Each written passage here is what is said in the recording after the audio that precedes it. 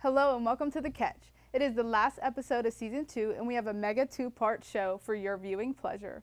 It's been a wonderful and eventful season, to say the least. In our last show, we welcome you to our slumber party. So grab your PJs, grab your pillow, and stay tuned to The Catch, where we keep you caught up on everything. And we do mean everything. Everything.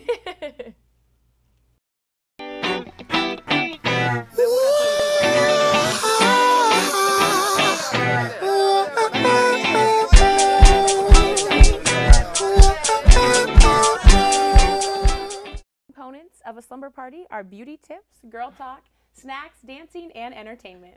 Our first stop is beauty, and joining us is India, founder of Lashes by Bindi. And we will have our host from Daybreak, Brittany Lawfer, host us, a great friend of The Catch. And she is a eyelash virgin, so India is going to help her out and doll her up. So how did you get started? Well, actually, I got started by just doing myself, and then everyone just used to tell me how nice they were and how cute they looked. I don't know. And then I just started. So I've been doing it for about 2 years now.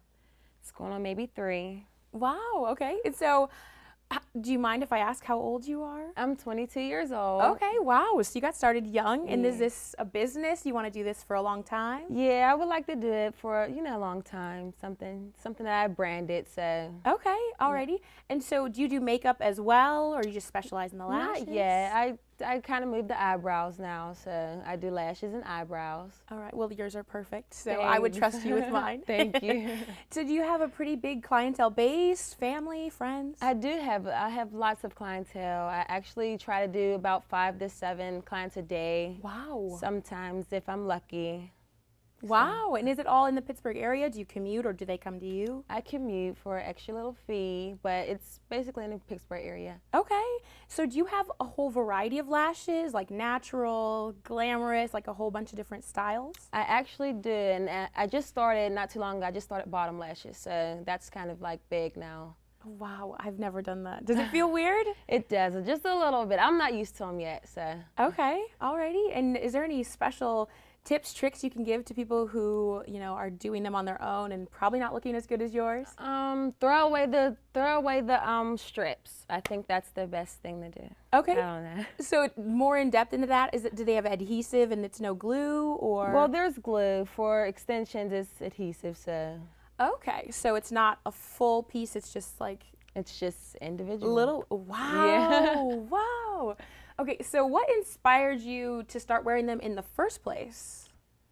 I don't know. I just liked my eyelashes to be just a little bit more poppy, and then I just started getting them done, and then I just started doing them. I don't know. Wow, wow. Okay, and so you do want to get into the makeup a little bit. Where do you see this going maybe 5, 10 years down the road? Maybe makeup, that would be nice. I want to go to school and do something bigger than lashes. I don't know.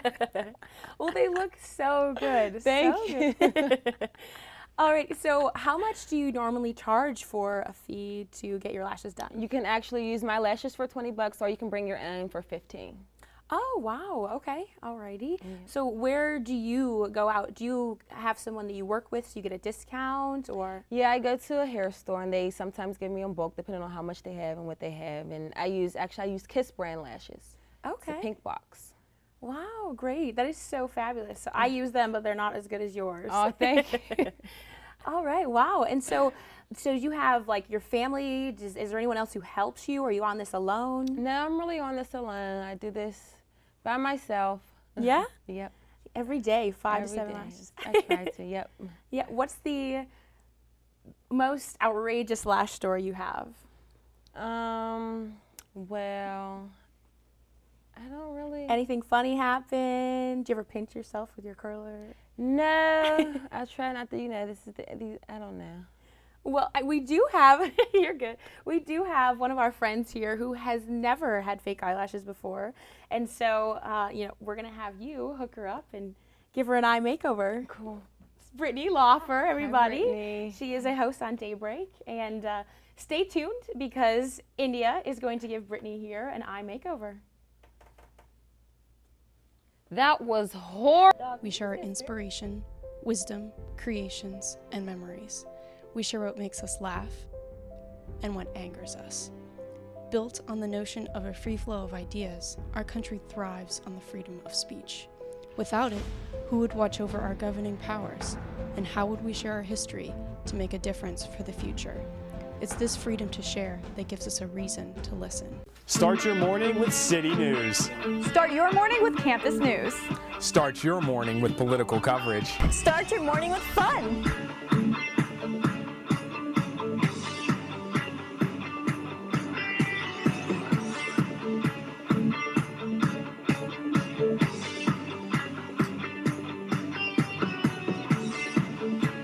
Start your morning with us, only on Daybreak. Welcome back to The Catch, and in our green room is Bree and special guest Norman, who is going to help us finish the beauty part of our checklist. But before I toss it to them, I am here to cover the snacks. For a fun snack, grab chocolate chip cookie dough and Oreos, and you preheat the oven to 350 degrees. You just cover the Oreos with cookie dough and place it in the oven. You bake for about 9 to 13 minutes or until they're golden brown. Then you take them out and enjoy. And for a special twist, open the Oreos and add Nutella in the middle before covering it with cookie dough. Would we like to have someone from our audience try? Yeah. Special volunteers. You can pick whichever one you like. Let me know what you think. So this has Nutella and milk? Yeah. Oh my gosh. It's good. It'll be good. I promise. See, like I said. Now back to you, Bree. And thanks, Veronica. Those cookies look amazing. You have to save me some.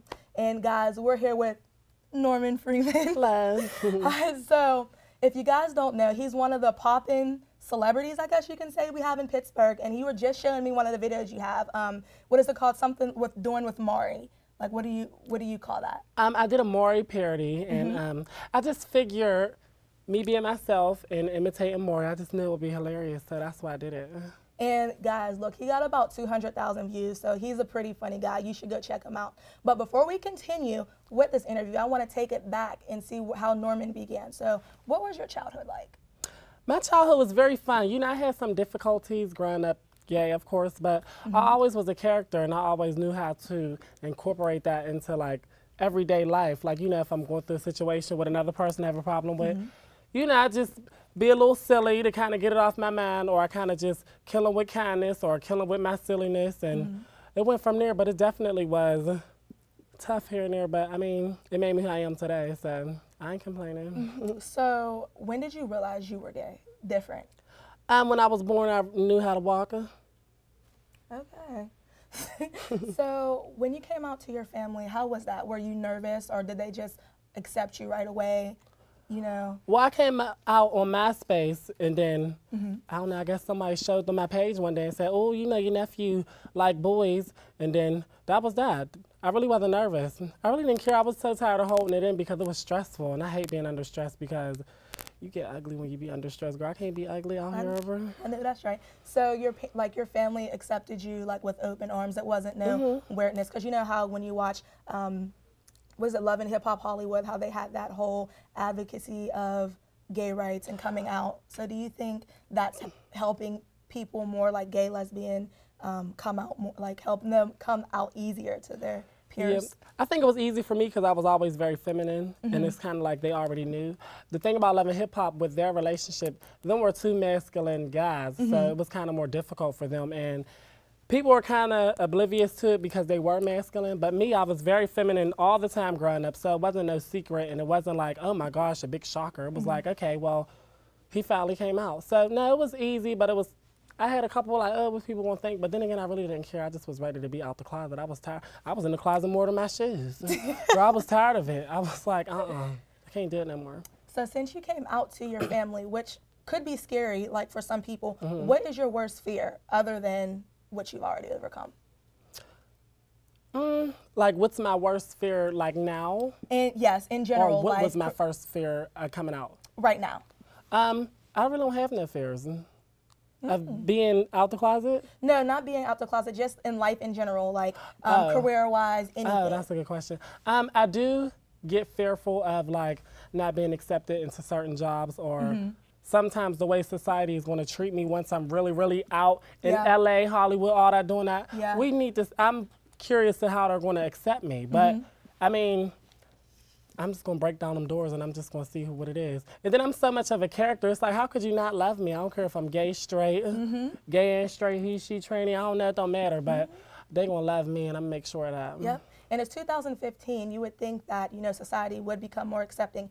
And we're black. One, that's a barrier right there, even though it's sad to say. And two, like, you're gay, like you said. But you just have to take life by the horns and just go. Right, and there's a lot of networks that's like opening up the fields for gay people, like Logo, VH1, obviously. Oh, yeah. Like, you know, so it's a lot going on. Do you be like Bad Girls Club? Half of them is, you know, lesbians and stuff. You know, it's just opening further and further. So we're going to see where it's at in 2017. I skipped 2016 because, you know, we're going to see how it is That's in progression period, Yeah. 2016. So what would you consider yourself? What is your career title exactly? Well, I'm a makeup artist. Okay. That is how I make my income. But what I really, really want to do and what I really love to do and I'm working on right now is the comedy and the entertainment and stuff. That's what I really want to do. But makeup's my income right now. So eventually that will fade away. Okay. Maybe, maybe not, because I'm always going to have that as a backup plan because you're supposed to have some. Holler. Right, but I'd rather be the one getting my face done than doing the faces. Okay, so as of right now, what has been your biggest accomplishment career-wise? Makeup. I really went from, I only been doing makeup for like a year and a half, going on 2 years, and from where I first started to now, I like really blew up. Like I got really, really good. So when did you start your love for makeup? 2013, going on 14. Oh, so that's fairly recent. Yeah. Oh, cool. So how many clients have you had? Because I've seen your earlier Instagram pages before you started doing a little parodies and things, and I've seen some of my friends' faces you did as well. So it's just cool. So how many clients do you think, on an estimate, have you had? On my makeup page, I probably had maybe 300 or 400. Oh. I mean, because you figure on my Instagram, I probably got like 200 posts of makeup that I did. I don't post everybody that I do. Yeah. Sometimes I might get one client that came 20 times. I'm not going to post her every time I do her face or whatever because they got the gist, like I beat her face the first time. Yeah. They just know unless you know what I'm saying? But I probably did about 400. But that's not 400 different people. That might be 10 people coming 20 times. Okay. Like, you know what I'm trying to say? Yeah. You know what I'm saying? But yeah, probably 3 to 4.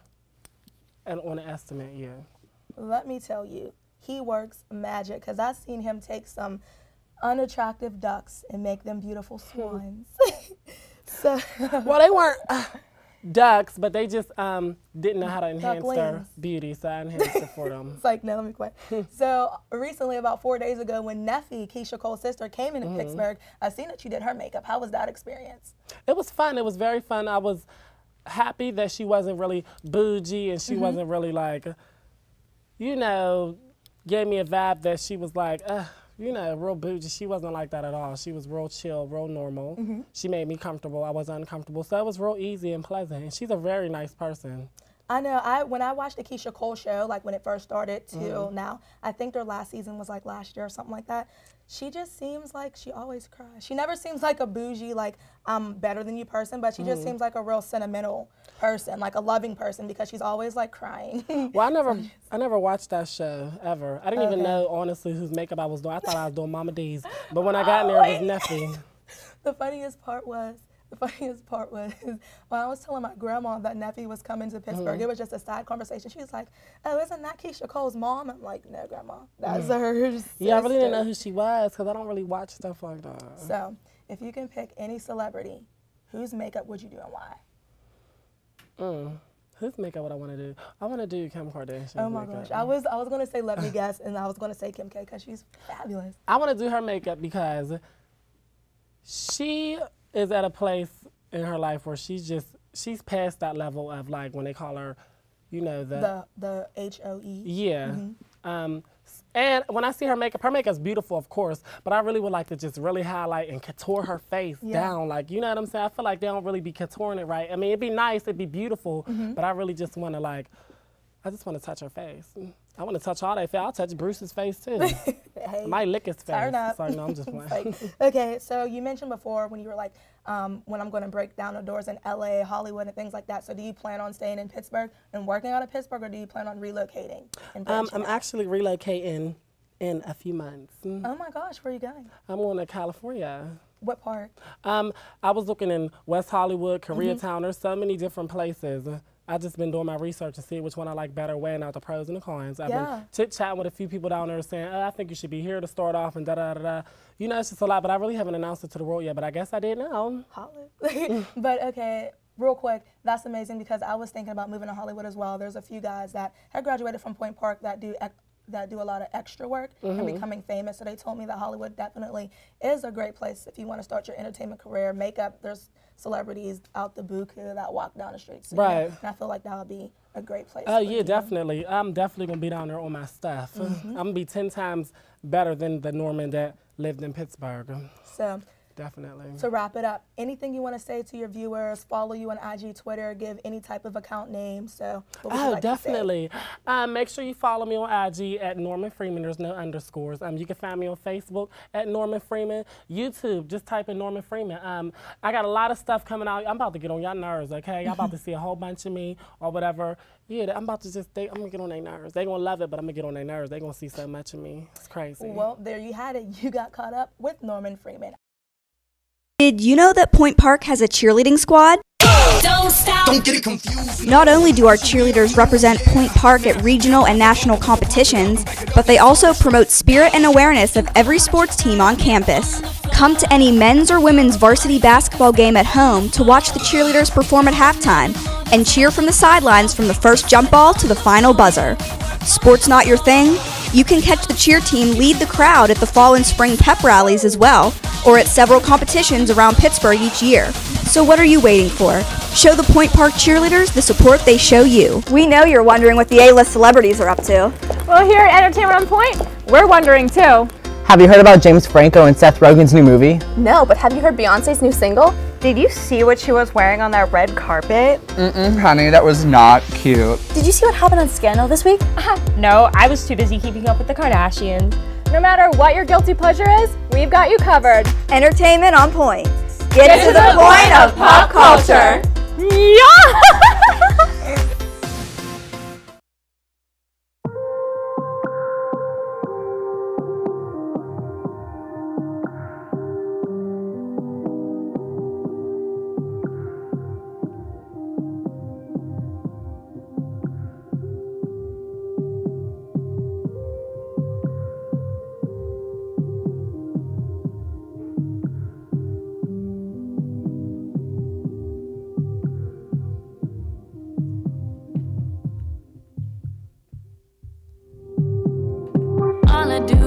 Sometimes I can barely explain what's on my mind because I'm stuck, so confused.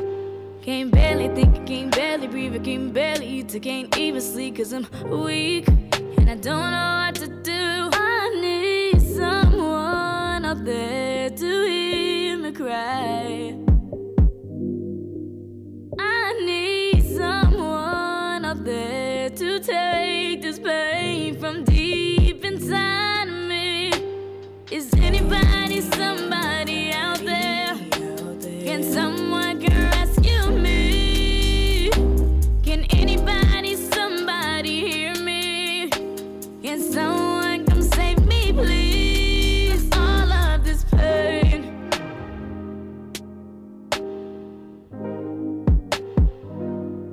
From all of this pain.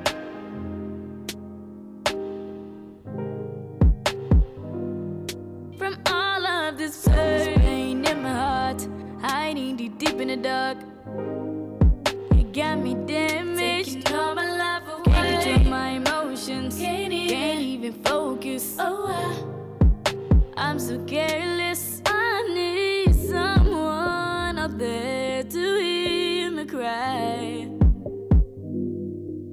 I need someone out there to take this pain from deep inside of me. Is anybody, somebody out there? Can someone rescue me?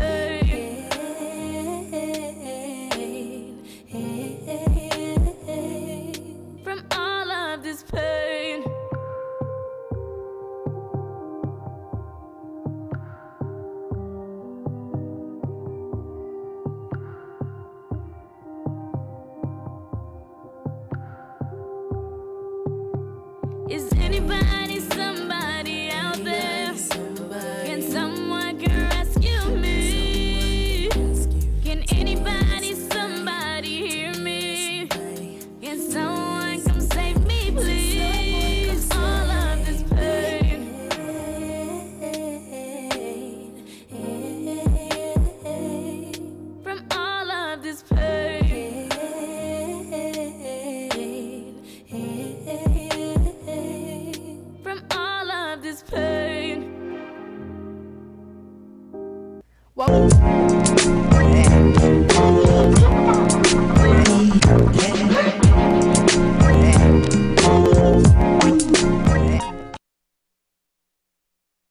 at the Pioneers sideline, we get freshmen involved as quickly as possible so they get the real-world experience on air and behind the scenes to set themselves apart in internships and potential jobs.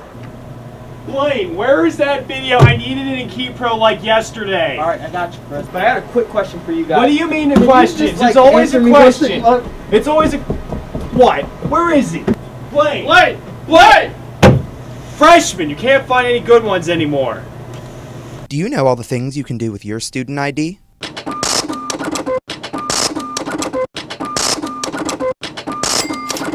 Along with getting discounts to some of the restaurants around campus.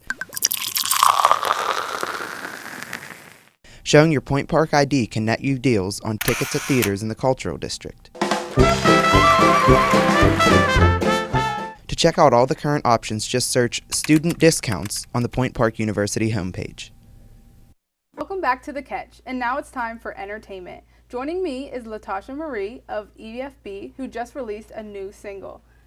Thank you for coming today. Thank you for having me. I'm excited to be here. We're so glad to have you. So let's start off with, your sister, right? Mm-hmm. She's a singer as well. Yes. And she was also a contestant on American Idol, correct? Yes. Now, growing up, did you look up to her? Like, did she have an influence on your music? Is that how it kind of started? Or tell me a little bit about it. Yeah, always. As I can recall, my grandma used to have, like, a video recording, and she would just, like, record me and Tia. Like, not even just, like, letting us know, just, like, press the record button. And Tia would just start singing a song, and then I'll look at her and be like, like just repeat everything she says. So since then, and then her being on American Idol, and then her doing like, because prior to her being on American Idol, she had her own like, singles and stuff like that. So just from that experience alone, just was like, a foot in the door for myself. Right. So yeah. Yeah, that's crazy. Like I read about her singing into a hairbrush. Yeah, yeah. And that kind of started it, and that was cute. You guys are like your own little, Michael Jackson trio and stuff like that. So that's very cute. So besides like family, what else influences your music? Like artists and celebrities, like who really impacts you and influences your music? As far as I guess it's kind of it's different, because when I say like influence my music, it's definitely like my brother. But if you're asking like who like I go to as far as like idols, India Arie would definitely be one of them. Jasmine Sullivan, yeah. I do like Chris Brown. I think he's very talented in different areas, and there's something about Chris Brown that I really like enjoy as an entertainer.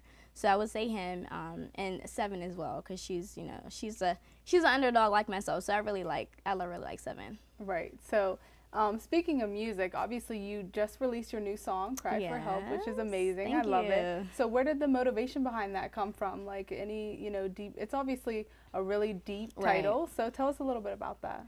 I guess it's just my inner voice pretty much explaining how I feel about losing my brother.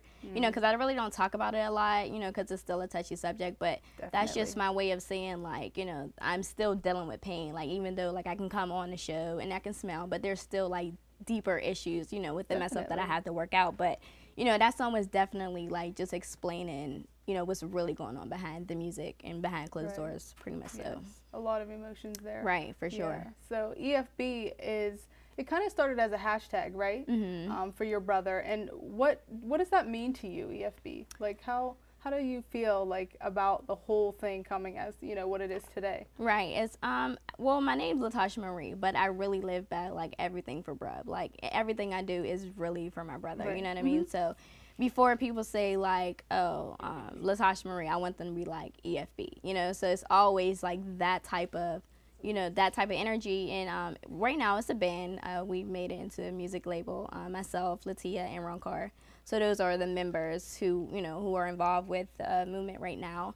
We do plan on having a victims of organization, down the line, just to help families that are going through what we're going through, who've lost a male due to gun violence. So we just want to, extend our love and do things for the community as we go on. So in honor of him. Right. Yeah, that's great. That's really amazing. I also read something about the back to school day in honor of him as well. Yeah. Tell us a little bit. Yeah, about we that? had a back to school drive for him in Sheridan.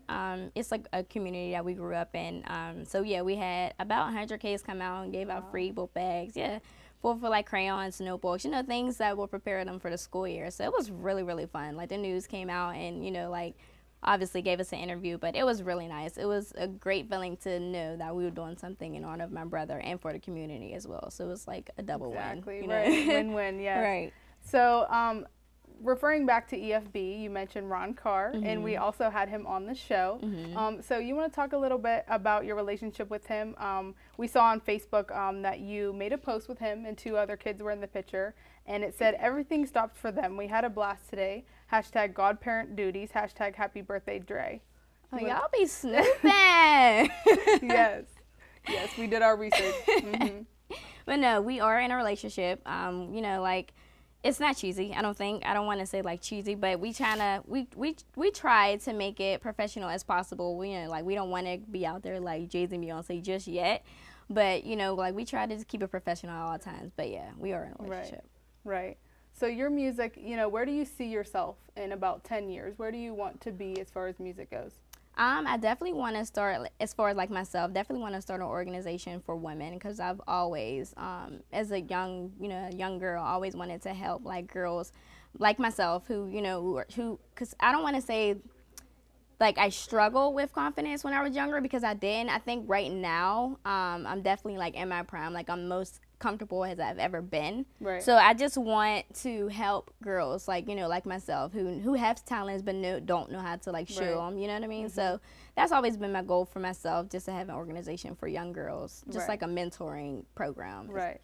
Well, thank you for joining us. We Definitely. can catch her at the Galaxy Lounge this Saturday. Yes. She's going to be performing. Yes. So come through. It'll check be fun. her out there. Thank you, everybody. Thank you very much. Thank you I for loved having hearing me. about you. Yes. Well, stay tuned for part 2 of our Slumber Party here on The Catch.